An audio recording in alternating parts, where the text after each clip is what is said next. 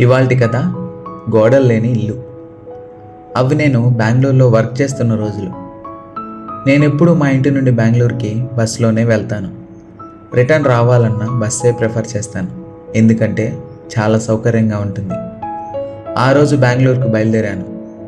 మా అమ్మకు నేను ఇంటి నుండి దూరంగా వెళ్ళడం అస్సలు ఇష్టం ఉండదు. ఎన్ని రోజులు ఇంట్లో ఉన్నా ఆఖరి రోజున మాత్రం మొహం ముడుచుకుంటుంది. ఆ రోజు పనులన్నీ చేస్తూనే ఉంటుంది, కానీ ఏ పని జరగదు. మాట్లాడుతూనే ఉంటుంది, నేను నవ్విస్తే నవ్వుతూనే ఉంటుంది, కానీ లోపల ఏడుస్తూ ఉంటుంది. ఆ రోజు ఇలాగే హడావిడిగా ఏదేదో వండుతోంది, కానీ కుదరట్లా. ఎలా అంటే పప్పు తాలింపు పెట్టడానికి నూనెకి బదులు నీళ్లు పెనంలో పోసింది. సర్రమన్న శబ్దంతో మళ్ళీ ఈ లోకంలోకి వచ్చింది. బట్టలు సర్దమ్మా అంటే కర్రల సంచిలో ల్యాప్టాప్, ఛార్జర్, డబ్బులు, ఇంకా ముఖ్యమైనవన్నీ సర్దుతుంది. గట్టిగా సేఫ్టీగా ఉన్న లెదర్ బ్యాగ్లో పళ్ళు, స్వీట్లు, బట్టలు సర్దుతుంది. అది నేను చూసి నవ్వేసరికి అలానే తల పట్టుకుని సోఫాలో కూర్చుంది. అప్పుడు నేను కింద కూర్చుని మా అమ్మ ఒళ్ళో తలబెట్టి తన చేయి పట్టుకుని, త్వరగా వచ్చేస్తానులేమ్మా, బాధపడకు, అలా అని బాధలో ఎక్కువ తినేయకు, ఒళ్ళొచ్చేస్తుంది అని అనేసరికి నవ్వుతూ కళ్ళలో నీళ్లు తుడుచుకొని ఒక్క మొట్టికాయ వేసి ఒక్క ముద్దు పెట్టుకొని మళ్ళీ పనుల్లో పడింది. ఇవన్నీ ఎందుకంటే మేము చాలా మంచి స్నేహితులం. బాగా ఆడుకుంటాం, తిట్టుకుంటాం, నవ్వుకుంటాం, అలుగుతాం, వంటలు కూడా చేసుకుంటాం. మొత్తానికి ఇంటి నుండి బయలుదేరా. బుక్ చేసిన బస్సు ఎక్కి కూర్చున్నా. విండో సీట్ కావడంతో చల్లగా గాలి, చిన్న చిన్న తుంపర్లతో వాన. 1 గంట ప్రయాణం బాగానే జరిగింది. వాన తుంపర్లు ఆగిపోయాయి. అంతవరకు ప్రశాంతంగా వెళ్తున్న బస్సు ఢామ్ అన్న శబ్దంతో అలా సైడ్కు వచ్చి ఆగిపోయింది. గుండెల్లో గంట మోగినంత పనైంది. బస్ టైర్ పగిలి ఊడి రోడ్డు పక్కనున్న పొలాలకు వెళ్ళిపోయిందట. అంతా సెట్ అవ్వడానికి గంట లేదా ఇంకా ఎక్కువ టైం పట్టచ్చు అని కండక్టర్ గారు చెప్పారు. సరే అని బ్యాగ్ తీసుకుని బస్సు దిగా. చుట్టూ చూస్తే చిన్న చిన్న కిరాణా షాపులతో పాటు ఒక టిఫిన్ బండి, ఒక నిమ్మకాయ సోడా బండి.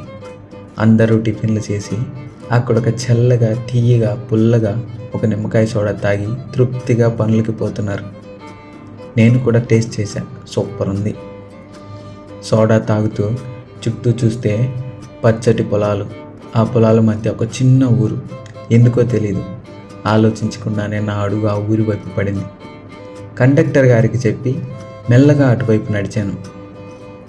ఆ ఊరిలో మొదటగా దర్శనమిచ్చింది దుర్గమ్మ. రంగురంగుల పూలతో అలంకరించిన అమ్మవారి గుడి. అందులో ఒక కాలు మడిచి ఇంకో కాలు విడిచి అభయహస్తం చూపుతూ, కరుణతో కూడిన కన్నులతో, చిరునవ్వులు చిందిస్తున్న మోముతో, దుష్ట శిక్షణ చేసే త్రిశూలాన్ని చేత పట్టుకుని గద్దె మీద కూర్చుంది దుర్గమ్మ. ఒళ్ళంతా పసుపు కుంకాలతో చీర కట్టినట్టు కలకళ్ళాడిపోతుంది. ఇక ఎదురుగా చూస్తే ఒక పెద్ద కుటుంబం. అందులో అవ్వలు, తాతలు, పెదనాన్నలు, పెద్దమ్మలు, పిన్నిలు, బాబాయిలు, మామలు, అత్తలు, బావలు, మరదళ్ళు, అమ్మో, ఇలా పేరు పేరున చెప్తే చాలామంది ఉన్నారు. వాళ్ళలో ఎంతో అందమైన అన్యూనమైన జంట 95 ఏళ్ల మీసాల తాత, 85 ఏళ్ల పాలనవ్వుల అవ్వ. వీళ్ళంతా ఈ ఇద్దరి సంతానమే. చెప్పాలంటే వీళ్ళిద్దరే ఆ ఊరి వాళ్ళు. మిగతా వాళ్ళంతా ఈ తేదీన సంవత్సరానికి ఒకసారి చేసే అమ్మవారి నైవేద్య ఉత్సవంలో పాల్గొనడానికి వస్తారట. అందరూ హడావిడిగా ఉన్నారు. అమ్మవారికి కొట్టడానికి పెద్ద పోతు కూడా రెడీగా ఉంది. బయట నుంచి ఎవరైనా వచ్చినా అందరినీ భోంచేసి వెళ్ళమని పిలుస్తున్నారు. అలాగే నన్ను కూడా పిలిచారు. నేను వెళ్ళి నిలబడి అన్నీ చూస్తూ ఉన్నా. పొంగళ్ళు రెడీ అయినాయి. మేకపోతు బొట్టు, పూలు వేసుకొని అమ్మవారిలో ఐక్యం కావడానికి సిద్ధంగా ఉంది. మొత్తానికి నైవేద్య కార్యక్రమం జరిగిపోయింది. మగవాళ్ళందరూ తెగిన పోతుని తరగడానికి నిమగ్నమయ్యారు. ఆడవాళ్ళందరూ ఆ తరిగిన పోతుని వండడం కోసం మసాలాలు నూరుతున్నారు. చాలా సందడిగా ఉంది. ఆడుకుంటూ పాడుకుంటూ మొత్తానికి భోజనాలు రెడీ అయినాయి. ఇదంతా 1.5 గంటలో జరిగిపోయింది. భోజనాలు అమ్మవారి గుడికి ఎదురుగా ఉన్న మండపంలో ఏర్పాటు చేశారు. అందరూ భోజనానికి కూర్చున్నారు. వడ్డన జరుగుతోంది. ఆ మొత్తం దృశ్యం చూడ్డానికి ఎలా ఉందంటే అప్పటి వరకు స్తంభాలపై నిలబడ్డ పందిరిలాగా ఉన్న ఆ మండపం ఒక్కసారిగా బంధుమిత్రులతో, భక్తి శ్రద్ధలతో, నవ్వుల పువ్వులతో, అల్లరి పిల్లలతో ఒక అందమైన గోడల్లేని ఇల్లులాగా మారిపోయింది. ఆ అందమైన ఇంట్లో ఒక చిన్ని దీపం లాంటి అమ్మాయిని చూశాను. కొసరి కొసరి వడ్డిస్తున్న సుకుమారమైన చేతులు, మళ్ళీ మళ్ళీ నిన్ను చూడాలి అని మొహానికి అడ్డుపడుతున్న ముంగురులు, నిన్నెలాగైనా పడేస్తామని చిట్టి పాదాలకి సవాలు చేస్తున్న పట్టుపావడ అంచులు, వీటన్నింటినీ సిరాగ్గా సర్దుకుంటూ సొట్టబడ్డ బుగ్గలతో నవ్వుతూ వడ్డిస్తోంది. తనని చూస్తూ ఎంత తిన్నానో తెలియదు, ఏం తిన్నానో తెలియదు. మొత్తానికి ఆ భోజనం, ఆ అమ్మాయి, ఆ ఊరు నాకు చాలా బాగా నచ్చింది. ఈలోపు కండక్టర్ నుంచి కాల్ కూడా వచ్చింది.